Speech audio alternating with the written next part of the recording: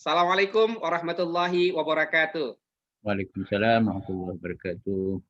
Alhamdulillahirabbil alamin. Assalatu wassalamu ala asrafil anbiya'i wal mursalin wa ala alihi wa ashabihi ajmain. Amma ba'du.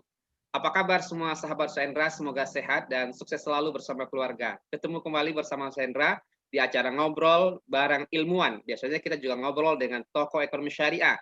Biasanya kita juga ngobrol dengan qari'ah internasional, dengan hafiz Al-Quran, dengan petualang muslim, dengan saudagar muslim. Nah, pokoknya kita ngobrol dengan banyak tokoh untuk menginspirasi sahabat-sahabat sekalian untuk kemudian semangat menggapai kebahagiaan dunia dan akhirat. Bukankah panggilan azan setiap hari kita diingatkan, hayya 'alal falah, ayo menuju kemenangan. Dunia ini harus kita menangkan, tapi akhirat harus kita persiapkan. Setuju? Nah, sahabat Sendra sekalian, dimanapun sahabat berada, nah kira-kira siapa ya tokoh yang akan Sendra ajak ngobrol di hari ini? Nah, sahabat-sahabat penasaran kan? Nah, Sendra akan bacakan tokoh yang akan Sendra ajak ngobrol di pagi hari ini, yaitu seorang ilmuwan, pakar ilmu hadis yang Masya Allah luar biasa dahsyatnya. Beliau adalah Ustadz Dr. Haji Bukhari bin Mukhtar. Beliau lahir di Tanjung Jabung. Nah, Tanjung Jabung di mana Ustadz? Di Jambi. Nah, sama dengan Sendra. Sendra itu Sarlangun. Ini Tanjung Jabung, Jambi, 14 Februari 1972. Nah, beliau ini sekarang diamanahkan Allah menjadi dosen hadis dan ilmu hadis di University Sains Islam Malaysia, USIM ya. Nah, luar biasa. Nah, beliau juga sebagai dosen Sekolah Tinggi Agama Islam Pengembangan Ilmu Al-Quran Sumatera Barat. Nah, kalah pentingnya sosok ilmuwan muslim kita ini juga pernah diamanahkan Allah menjadi wakil rektor 2 ya di IAIN atau sekarang menjadi UIN ya, Imam Bonjol Padang Sumatera Barat tahun 2007-2011. Beliau juga pernah diamanahkan Allah menjadi ya anggota Majelis Ulama Indonesia Komisi Fatwa Sumatera Barat tahun 2004 sampai 2009. Dan beliau juga pernah menjadi anggota Majelis Tarjih DPW Muhammadiyah Sumatera Barat tahun 2004 sampai 2009.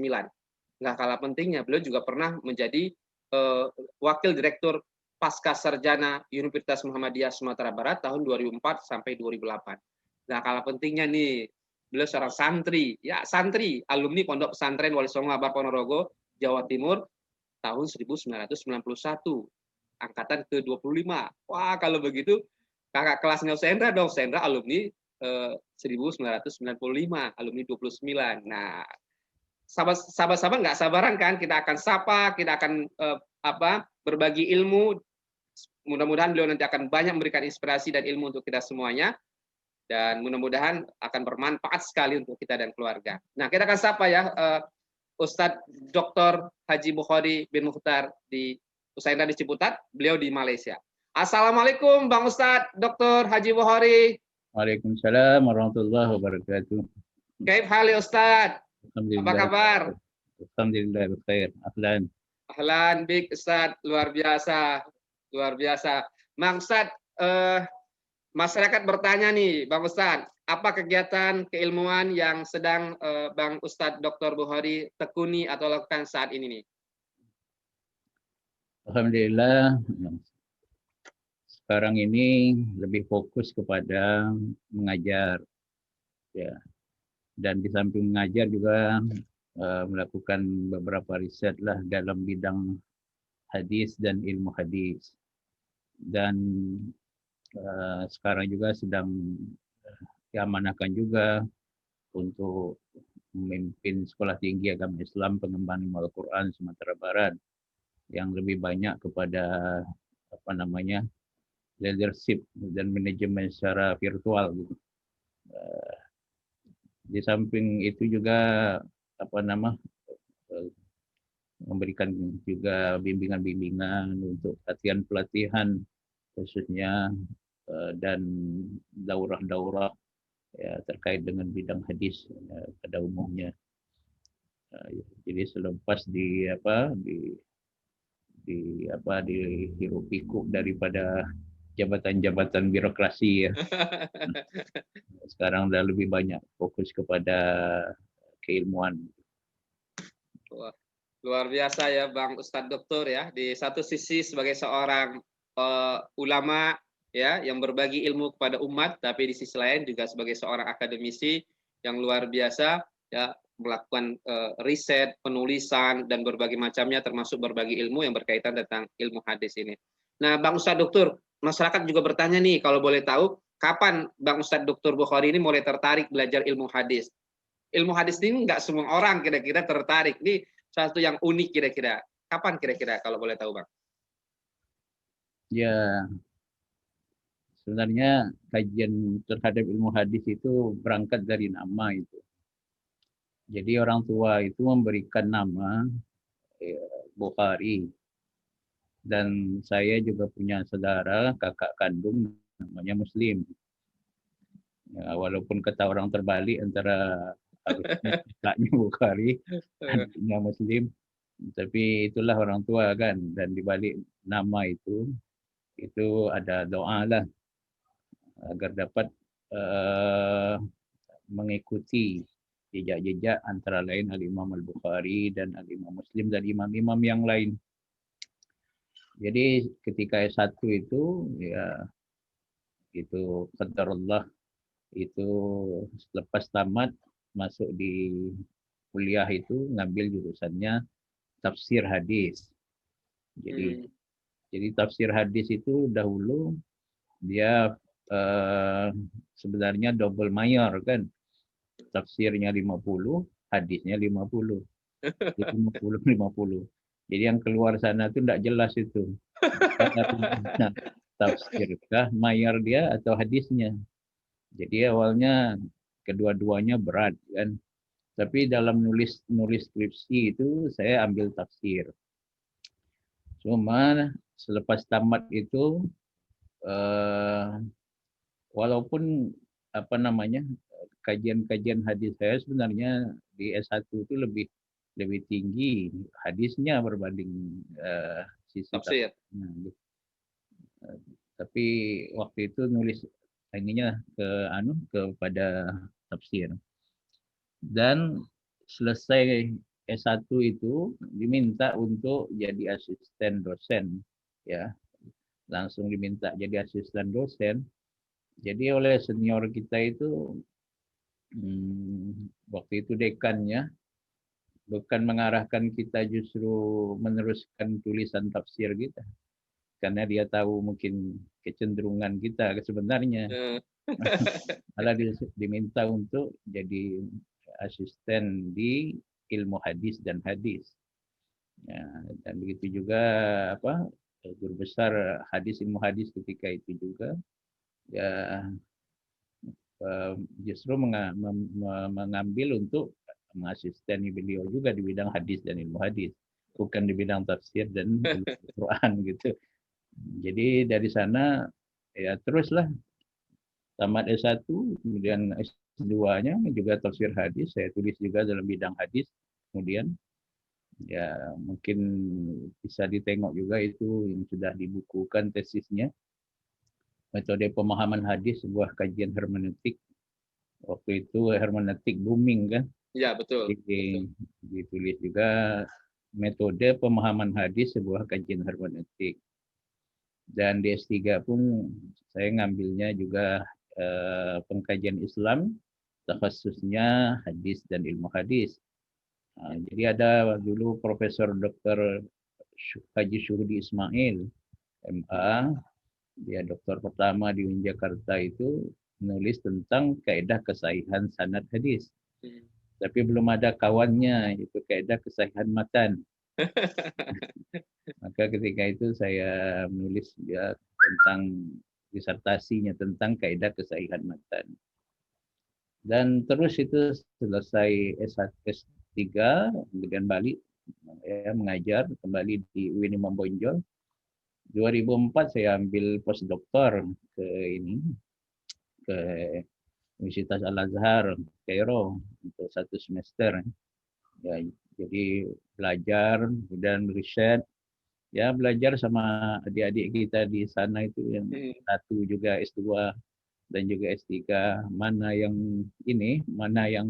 yang bermanfaat untuk diikuti ya kita ikuti selagi kita ada di sana, dan juga melakukan riset terkait dengan hadis juga di bawah bimbingan almarhum yang baru meninggal tahun kemarin, Ustaz Dr. Abdul Mahdi Ibn Abdul Qadir Ibn Abdul Hadi, ya, dan bersama mantan rektor juga Ustaz Dr. Ahmad Umar Hashim.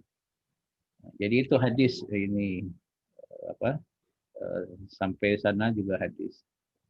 Dan waktu saya S3 juga sempat juga mendalami sedikit memperhalusi bahasa Arab itu. Kuliah juga sama adik-adik yang diploma di Takhil Muallimin di Lipia itu, di Jamiah Muhammad bin Saud yang di cabang di Jakarta itu. Kuliah sama anak-anak yang kebetulan waktu itu kan dosen-dosen bahasa Arab dan kajian Islam ada tawaran untuk kuliah di sana untuk ngambil diploma takhil, pengajaran bahasa Arab bagi non-Arab itu. Nah, kami dosen-dosen dari seluruh Indonesia waktu itu ya ngambil juga program itu 1 tahun. Jadi banyak juga manfaatnya untuk jaringan ya, untuk konteksnya jaringan di samping keilmuan. Jadi itulah sejak S1 itu sudah mulai ketertarikan ke sana ya, untuk mendalami bidang hadis itu. Wah, luar biasa ya Bang.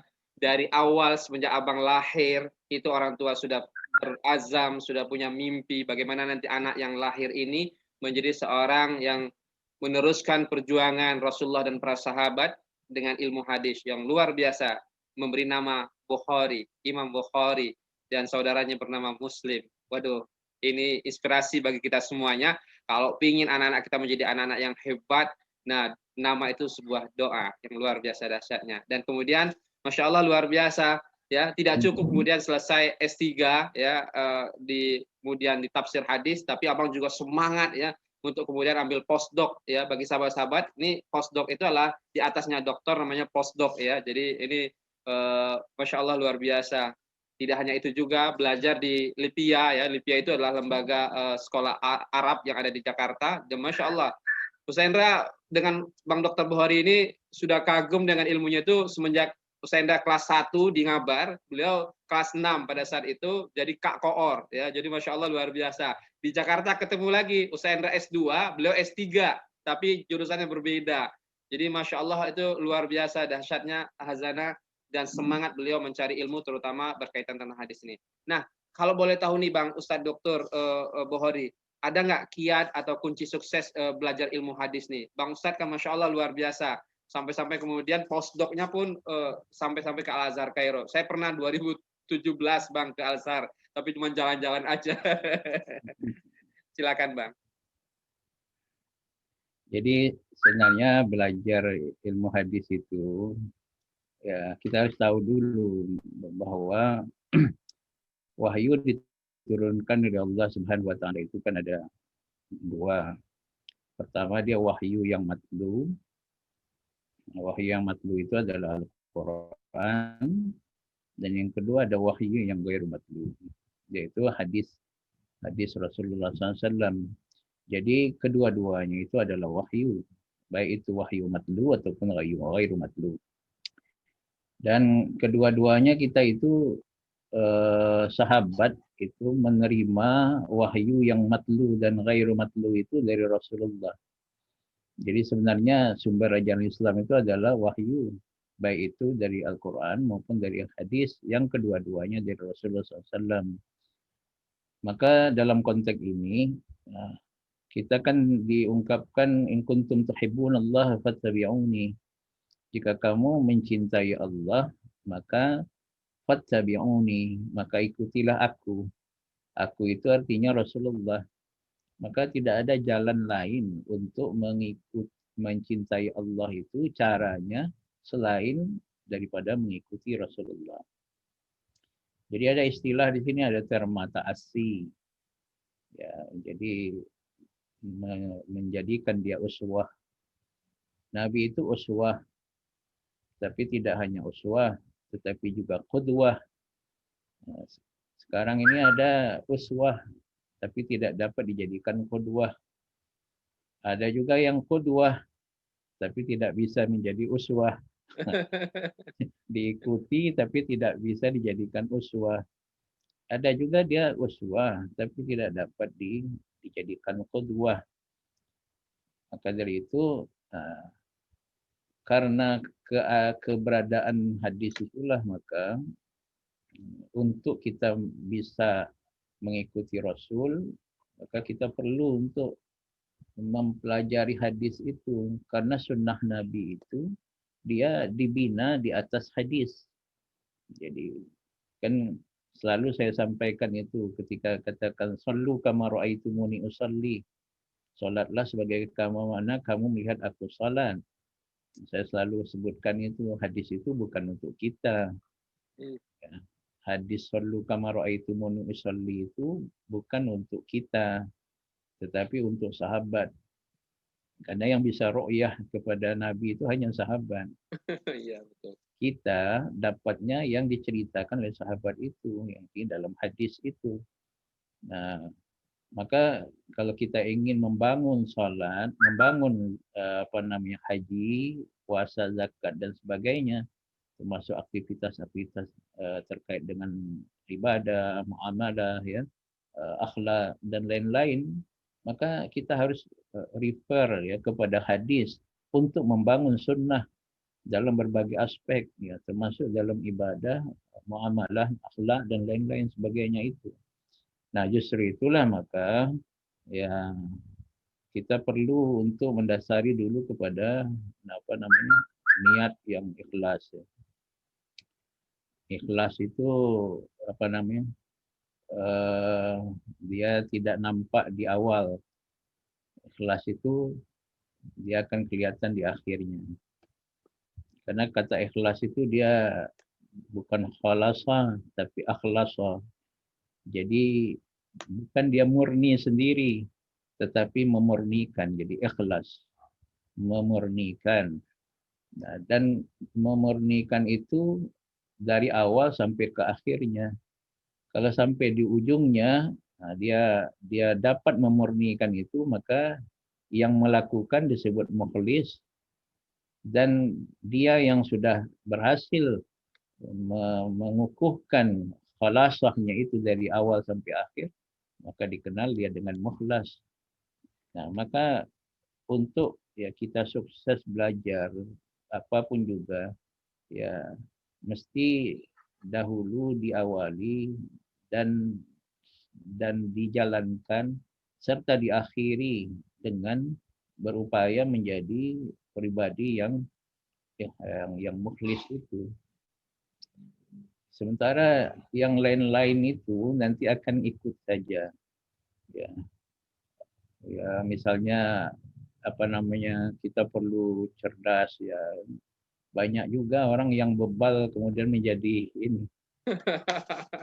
Yang kita kirain bebal rupanya lebih hebat daripada kita. Mencontoh kisah Ibnu Hajar itu kan. Ibnu Hajar al-Asqalani. Anak batu. Anak batu inspiratif sekali itu. Ngapal nggak benar-benar. Apalagi ini hadis ya. Saya ingat kawan dari Kalimantan dulu, Syarifuddin itu dari Kalimantan. Kami sering muajahah berdua ngapal gitu ya. Dia ngapal, kemudian selesai kami ngapal, saya tasmi' dia tasmi' saya. Nah, itu walaupun kita tidak ada program dari Mahat, tapi kita harus upgrade diri kita untuk sampai ke sana.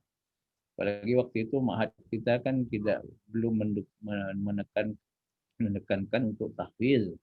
Nah, maka saya bersama kawan itu ya seperti Bulughul Maram itu kita selesai itu. Sementara kita di Mahat kan tidak diminta ngapalin dari awal sampai selesai. Nah, jadi kita mesti upgrade sendiri. Jadi berangkat dari tadi itu sebenarnya niat kita. Yang lain-lain ikut. Jadi ada kawan itu dia bebal sekali, rasanya nggak dapat. Tapi inspiratif sekali dia. Dari ada tetesan air yang lembut gitu kan, jatuh ke atas batu yang demikian keras. Kemudian batu yang keras itu dia bisa bolong apabila tetesan air yang lembut itu terus berkali-kali jatuh ke atas batu itu. Sedangkan batu yang demikian keras, ya, qaswah seperti itu, bisa berbekas dengan ini yang lebih lembut. Nah, apalagi kita manusia. Jadi kalau katanya ada apa nama syarat-syarat lan tanalul ilma illa bisittatin, itu memang sangat teoritis sekali lah. Itu zakaun wa hirsun, ya, Wadirhamun wasahbatul ustad. waqiyatul zaman. Nah, itu sangat teoritis lah. Tapi yang penting sekali itu memang itu tadi harus ada Ikhlas.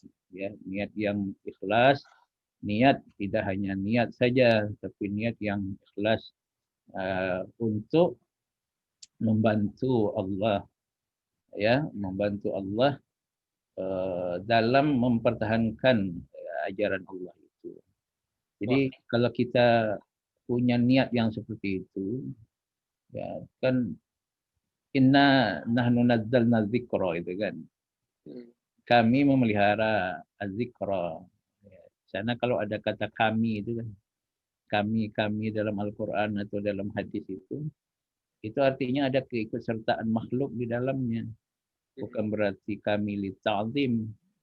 Jadi kalau kita lihat di Asrar at-Ta'bir Al-Qur'ani dalam Al-Itqan fi Ulumil Quran, kita jumpai itu artinya ada keikutsertaan makhluk di dalam proses.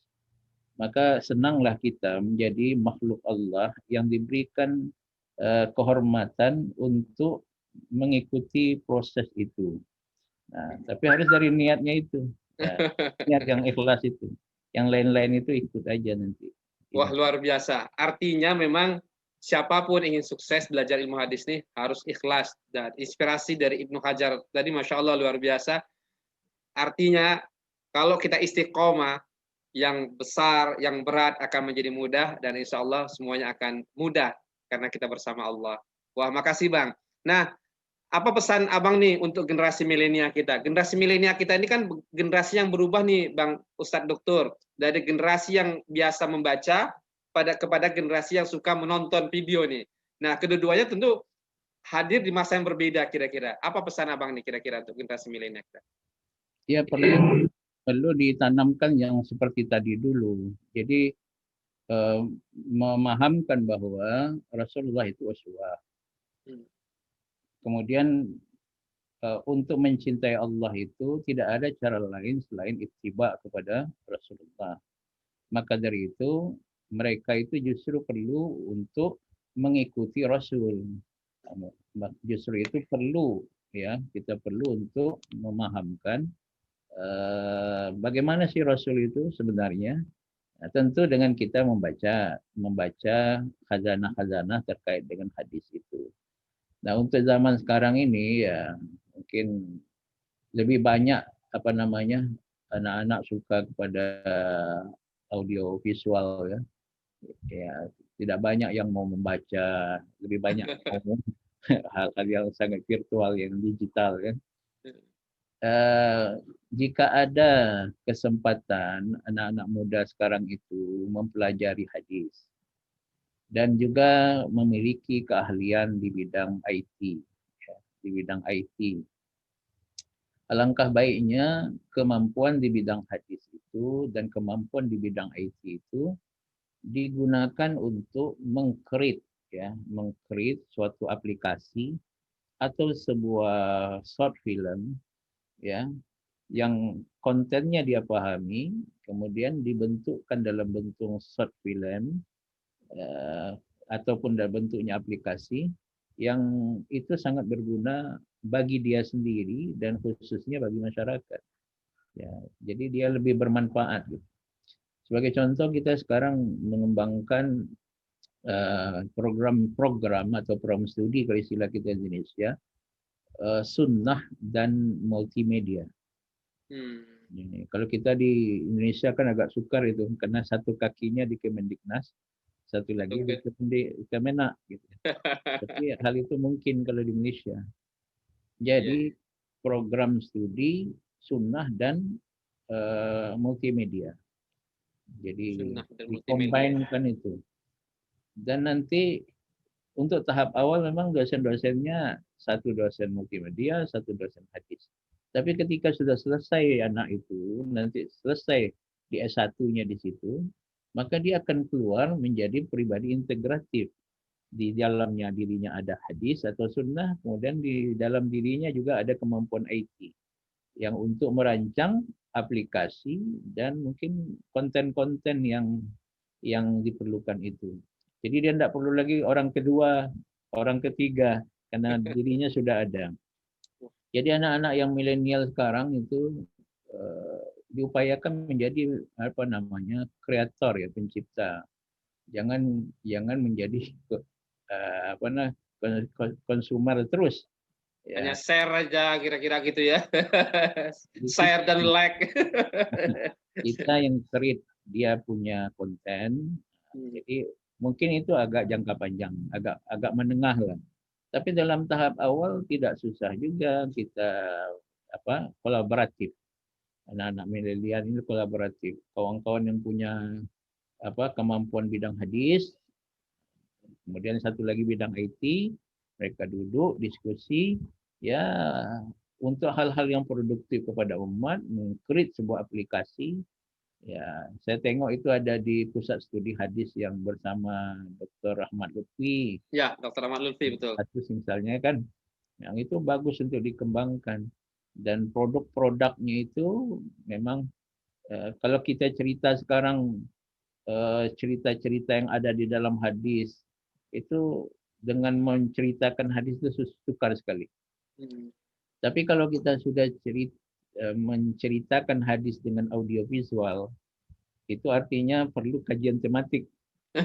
Nah, untuk membangun satu case gitu ya.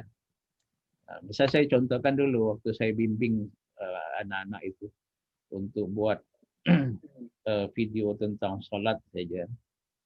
Itu mereka akan terasa sekali. Ketika mau membangun bagaimana Nabi sholat dengan takbiratul ihram, ya mereka harus cari 50 hadis dan takbiratul ihram saja.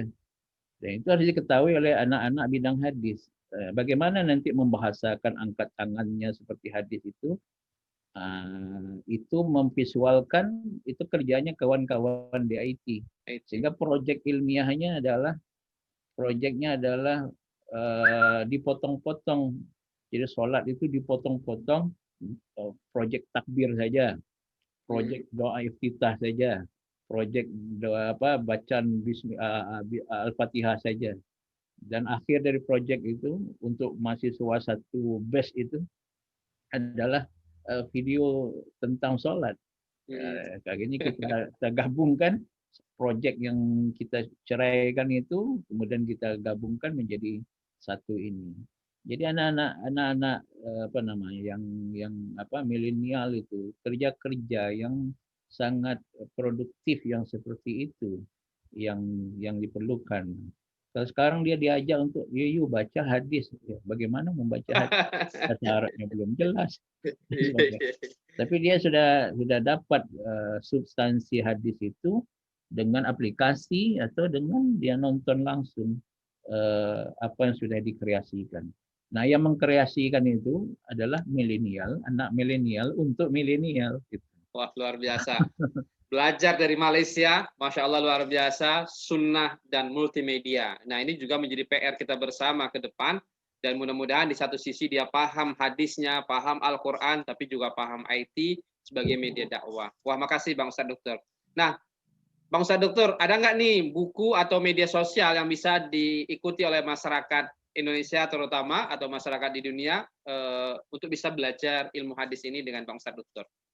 Kalau buku-buku ada nggak nih kira-kira buku apa yang kira-kira yang bisa dibaca oleh masyarakat dari Bang Ustadz Dokter? Ya, kajiannya ini ya, kajiannya bidang saya itu hadis dan ilmu hadis, tentu lebih menekankan kepada Qurannya. Kedua, tafsir yang maksur. Ya, tafsir yang maksur. Bagaimanapun tafsir maksur itu penting. Ya, terlepas kepada yang suka kepada Bira'i, tapi mesti didasarkan pada Mansur dulu, seperti tafsir Ad-Durrul Mansur gitu ya, tafsir Ibnu Katsir ya, tafsir Fathul Qadir dan lain-lainnya. Kemudian tentu kitab hadis. Ya, paling kurang ya milikilah, kalau tidak semuanya, sekurang-kurangnya Sahih Bukhari dan Muslim. Semestinya seperti Ustadz Dokter itu yang kita bisa lihat semuanya komplit itu kitab-kitab hadisnya. Kalau Sandra paling di kitab-kitab fikih dan berbagai macamnya. Ini Masya Allah luar biasa ya. Jadi kalau combine fikih dengan hadis, Al-Quran, wah tambah keren kira-kira. Ini apa namanya, mesti dari sana dulu. Jadi kita banyak sekarang ini jumpa yang men-spread itu pemahaman keislaman, tapi belum basis on Quran dan hadisnya, belum dielaborasi. Jadi sebenarnya elaborasi lah itu Al-Quran dan hadis. Saya juga termasuk yang agak sedikit apa juga kecewa juga kan ketika jumpa, mohon maaf ya, ada jurusan pendidikan agama Islam, ya, tetapi konten kurikulumnya itu misalkan ya sama saja dengan pendidikan umum, cuma ada Quran dan hadis saja. Itu berbeda ketika kita belajarnya Quran atau hadis, kemudian dielaborasi dari Al-Quran dan hadis itu, dia menjadi materi-materi gitu. Dan ini kecelakaan juga kan. Mohon maaf lah itu. Misalnya ketika kita di IAIN belajar tentang apa namanya falsafah pendidikan, ya falsafahnya falsafah Barat yang Islamnya tidak jelas. Ilmu pendidikan Islam, ilmu pendidikan dari apa umum juga yang diajarkan yang Islamnya tidak jelas. Padahal yang diinginkan itu coba Qurannya yang dielaborasi, hadisnya yang dielaborasi, kemudian memunculkan teori-teori ya terkait dengan bidang ilmu itu yang best dari Al-Quran maupun dari hadisnya. Nah, yang lain-lainnya itu seperti yang Ustadz Hendra belakang-belakang itu kan elaborasi Al-Quran dan hadis. Iya betul. Artinya bersahabatlah dari sumber aslinya Al-Quran dan hadis. Nah dari situ kemudian lahir banyak. Yang lain itu buku-buku itu kita boleh inilah ya, karena kalau dia sudah mendekati ilmuwan kan dia sudah bisa elaborasi sendiri, ya kemudian nyaring sendiri, ya. Tetapi tetap harus dengan bimbingan guru ya. Ya belajar Quran dan hadis itu mesti bimbingan guru, mesti dibimbing. Kalau di bidang ekonomi itu mesti bimbing Ustaz Hendra. Nanti dia kalau bukunya Abang ada nggak Bang nih, buku karyanya Abang yang bisa dibaca atau dibeli di apa gitu? Ada beberapa, ya misalnya kalau dulu ada reproduksi manusia dalam Al-Quran, ada metode pemahaman hadis wa kajian hermeneutik, kemudian kaidah kesahihan matan hadis, jaringan ulama abad pertama dan kedua melacak akar kriteria kesahihan matan hadis, kemudian kepemimpinan dalam hadis Nabi, kemudian argumentasi proporsionalitas gender ya dalam hadis Rasulullah, ya, dan beberapa kitab-kitab lain, kitab-kitab diktat untuk perkuliahan bidang usul hadis, ulumul hadis, ya, dan manahid serta fiqhul hadis yang pada umumnya itu dalam bahasa Arab ya, karena untuk kepentingan pengajaran, ya. Dan buku-buku lain yang boleh sebenarnya sudah diterbitkan juga secara ini, boleh di-ship lah. Luar biasa. Itu bisa dibeli ya Bang ya di toko buku atau di bisa. Ya. Cuma yang untuk yang Arabic mungkin melalui ini dari Malaysia mungkin ininya, karena penerbitnya dari sana kan. Khusus yang ini dalam berbahasa Arab. Kalau media sosial nih Bang, apa yang bisa masyarakat dekat Bang nih? Facebook apa nih nama Facebooknya nih? Ya, Facebook boleh Bukhari Mukhtar ada ya. Bukhari Mukhtar. Memang kalau Facebook itu banyak karena ini kan karena berbagai kepentingan. Mm-mm. Jadi boleh ditengok yang Facebook yang saya pakai itu, Mm. yang bajunya batik ya, bajunya batik merah pakai peci hitam. Karena nanti takut yang salah Bang ya. Ah, Silakan follow ya sahabat-sahabat sekalian. Nah, kalau Instagram Bang, Instagram sama ya, Bukhari Mukhtar juga. Bukhari Caniago. Bukhari Caniago. Nah, sahabat-sahabat silakan follow ya. Bukhari Caniago. Kalau YouTube Bang, YouTube juga boleh Bukhari Caniago ya. nah, Bukhari Caniago. Nah, jangan lupa like ya, follow, like dan subscribe ya. Nah, jangan lupa ya. Dan mudah-mudahan bermanfaat untuk pengembangan ilmu hadis terutama bagi Ustadz Bukhari dan bagi guru-guru kita yang lainnya insya Allah. Nah, wah luar biasa. Terakhir nah Bang, terakhir nih. Dalam perjalanan Abang ini, dalam perjalanan Abang belajar ilmu hadis ini, pernah nggak Abang merasa down, jatuh, ya Allah kok begini sih, sulit dan berbagai macamnya. Pernah nggak sih Bang? Ya, kayak seperti tadi lah ya. Hmm. Kalau dibilang apa namanya masalah ekonomi susah, jadi nggak susah juga. Karena kalau niat kita ikhlas, itu kita membantu Allah, Allah akan bantu. Jadi saya sejak kuliah itu apa namanya kuliah sambil ngajar. Luar biasa. Di uang kuliah dibayar dengan keringat sendiri. Walaupun orang tua ini bagus juga untuk anak-anak ini. Jadi kalau bapaknya kirim duit kepada kita itu kewajiban dia. Kalau orang tua mampu terima saja. Jadi sesudah itu simpan, tabung, kasihkan kepada ibu kita. Kemudian biarlah ibu kita itu yang merasakan itu. Kemudian kita kuliah itu dari kerja kita itu. Jadi saya kuliah S1 itu sambil ngajar. Ya. S2 juga tamat S1 itu belum apa-apa, umur 25 seperti Nabi langsung menikah. Yang katanya masih miskin, tidak mungkin ini, tapi yakinlah itu. Kita bantu Allah, Allah bantu. Juga tidak ada kendala. Termasuk juga ke S3 tanpa beasiswa sebenarnya. Tapi Allah kasihkan malah lebih banyak dari beasiswa yang kawan-kawan dapat dari situ. Jadi kendala itu ada, ya kendala itu ada. Tapi azam itu akan mengalahkan kendala itu. Ya, Wah, luar biasa. alhamdulillah sampai sekarang mungkin nggak tahulah dengan mahasiswa. Ya. Jadi membaca ini jam 3 jam ini itu masih bangun gitu ya. belum berhenti untuk ini. Luar biasa. Sehingga tidak ada terasa kendala itu. Artinya kita diajarkan di Ma'had kan. iya, artinya azamnya Abang itu mengalahkan kendala semuanya. Bahkan di pesantren di Ngabar dulu kita diajarkan bahwa kalau Anda berazam akan terbuka jalannya. Masya Allah luar biasa Bang. Itu diajarkan di pesantren itu. Mungkin adik-adik di pesantren kita perlu ingat juga itu. Pengertian istirahat ya. Istirahat itu al-intiqal minal amal ilal amal. Ilal amal, betul. Tidak di kerja satu, di kerja yang lain. Jadi itulah istirahat, bukan tidur. Makasih Bang.